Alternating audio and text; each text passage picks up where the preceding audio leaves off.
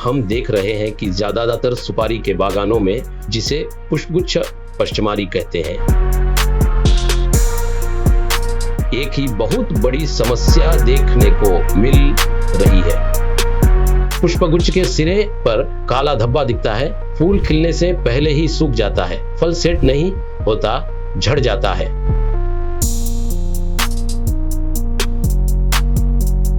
नमस्कार किसान बंधुओं, आजकल अधिकांश सुपारी के बागानों में एक ही आम समस्या पाई जाती है, वह है पुष्पगुच्छ पश्चिमारी। तो यह किस तरह की समस्या होती है? इसमें पुष्पगुच्छ के सिरे पर एक काला धब्बा दिखाई देने लगता है, फूल खिलने से पहले ही यह सूख जाता है, फल बिल्कुल भी सेट नहीं हो पाता है और वह झड़ जाता है। तो आखिर में होता यह है कि पूरा का पूरा गुच्छा भी सूख जाता है। अगर हम इस समस्या को नजरअंदाज कर देते हैं, एक सीजन की पूरी पैदावार कम हो जाती है। किसान भाइयों, अगर मैं सच बताऊं तो यह केवल कवक की वजह से होने वाली समस्या नहीं है। यह जो पुष्पगुच्छ पश्चिमारी है, यह कवक के कारण होती है। यह केवल एक ही समस्या नहीं है, बल्कि यह इस बात का एक स्पष्ट संकेत है कि आपके बागान में मृदा का जो सजीव तंत्र है वह ढह गया है, जो साफ दिखाई दे रहा है।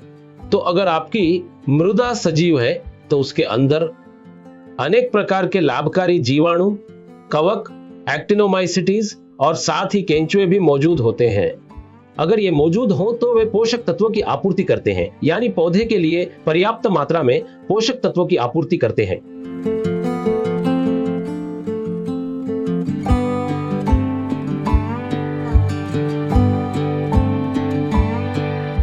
क्या आप जानते हैं कि आपके बागान में क्या हो रहा है?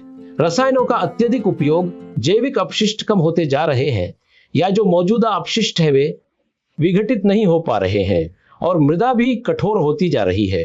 इसी के कारण जो सूक्ष्मजीवी खाद्य जाल है वह ढह रहा है, यानी आपके बागान में दिन ब दिन वह खाद्य श्रृंखला टूटती जा रही है। और इसके टूटने के कारण ही फास्फोरस इस स्टेज में पौधे के लिए बहुत जरूरी है, वह लॉक होता जा रहा है। जो सूक्ष्म पोषक तत्व हैं वे जड़ों तक बिल्कुल नहीं पहुंच पा रहे हैं। तो इसके कारण यह हो रहा है कि उस पौधे में जितनी ऊर्जा वास्तव में होनी चाहिए थी, उस ऊर्जा की तुलना में वह कम होती जा रही है। इसलिए किसी भी पेड़ को अपनी पुष्पन अवस्था में अधिकतम ऊर्जा की आवश्यकता होती है, उसे फूल लाने और फिर उसे बनाए रखने के लिए। लेकिन जब पौधे में ऊर्जा ही नहीं होती तो नतीजा यह होता है कि वह फूल बिल्कुल टिक नहीं पाता है और वह झड़ जाता है। यह वहां पर उत्पन्न हो रही एक समस्या है। एक शोध करने वाले वैज्ञानिकों का यह कहना है कि केंद्रीय रोपण फसल अनुसंधान संस्थान में यह अध्ययन किया गया है। उन्होंने यह कहा है कि यदि पोषक तत्वों का असंतुलन होता है तो डाईबैक की समस्या बढ़ जाती है।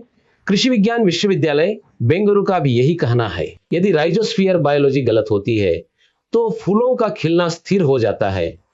इसका तात्पर्य यह है कि राइजोस्फीयर, यदि मिट्टी में जैव विविधता अच्छी तरह से बनी रहती है तो फूल स्थिर हो जाते हैं। इस बात को वे कह रहे हैं। मृदा खाद्य जाल की अवधारणा को प्रस्तुत करने वाली डॉक्टर हेलेन कहती हैं, स्वस्थ रोगाणु स्वस्थ फसल के बराबर है। वे मिट्टी के बारे में ऐसा कहती हैं। वे यह भी कहती हैं कि स्वस्थ सूक्ष्म जीवों का विकास ही वास्तव में फसल का अच्छा स्वास्थ्य होता है। तो फिर इसका समाधान क्या है? यह एक स्वाभाविक प्रश्न उठता है। तो इसका समाधान केवल इतना ही है कि आपको अपनी निर्जीव मिट्टी को फिर से जीवंत करना होगा। यहां पर समाधान है। तो यहां पर जो समाधान सामने आता है वह यह है कि आज किसानों के स्तर पर मृदा पुनर्जीवन करने के क्षेत्र में जिन्होंने अपना नाम स्थापित किया है, एक जैविक उत्पाद की बात करें तो वह है डॉक्टर साहेल अरेका। तो जब आप इसे मिट्टी में इस्तेमाल करते हैं तो इससे क्या क्या लाभ होते हैं, इस पर यदि हम गौर करें तो सबसे पहले लाभकारी सूक्ष्मजीव उस भाग में बढ़ जाते हैं। पोषक तत्व पूरी तरह से अनलॉक हो जाते हैं और अनलॉक होकर वे पौधे को सप्लाई देते हैं।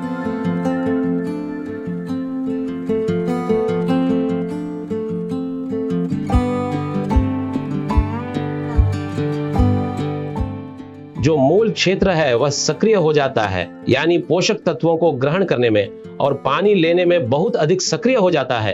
केंचुओं गतिविधि बहुत अधिक बढ़ जाती है और वहां पर मिट्टी की जीवंतता भी काफी बढ़ जाती है। उस मिट्टी में जो भी आवश्यक क्रियाएं होनी चाहिए वे सभी अच्छी तरह से होने लगती हैं।